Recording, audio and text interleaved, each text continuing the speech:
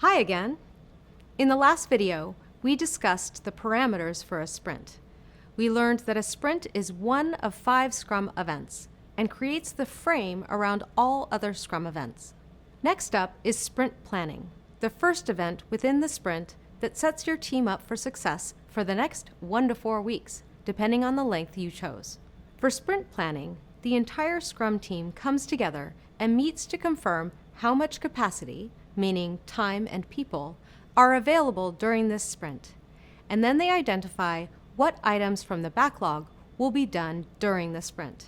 This becomes the sprint backlog and ultimately the sprint goal. This is a time for the Scrum Master to facilitate team communication and answer the following questions throughout the event. Who is available during this sprint? Are there any vacations or conflicts that we should know about? What has been our average velocity, meaning how many points or backlog items have we been able to complete in a single sprint in the past? What can and should be accomplished by the team in this upcoming sprint? What is the ultimate sprint goal? How will the work get done? Throughout the sprint, who is responsible for what tasks? We've discussed sprint lengths and story sizes, so let's explore the meaning of definition of done. Definition of done refers to an agreed-upon set of items that must be completed before a user story or backlog item can be considered complete. Some things that may be within your definition of done are: the code or solution itself is reviewed by an independent peer group. The product or unit passes all testing requirements, which could include security or performance testing. Documentation is completed. All user story acceptance criteria specified by the product owner is met. And finally, the product owner accepts the user story. This list isn't comprehensive, and the team should determine what should be on this list and improve it as needed. A key deliverable of the sprint planning event is the sprint backlog.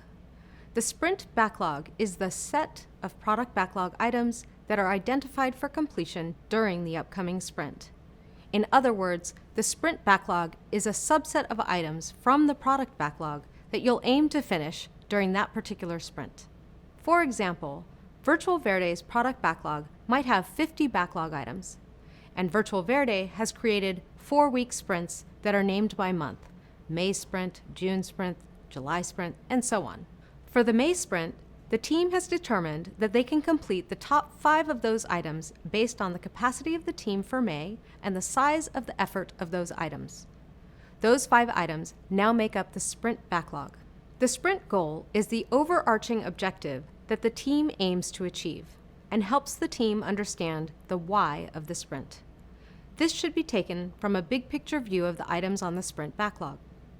The benefit of having a bigger sprint goal identified is that it helps the team focus on a broader team objective rather than putting them into separate work streams.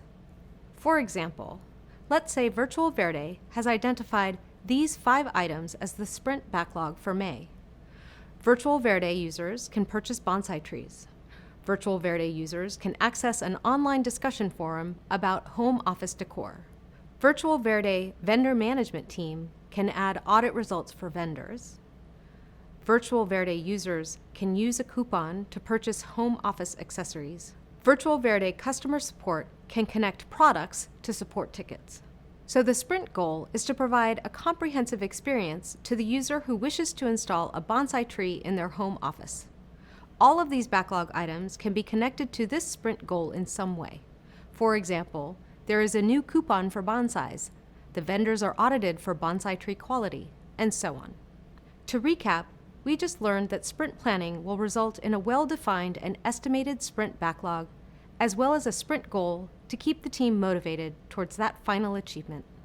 See you in the next video, where we'll cover more sprint events.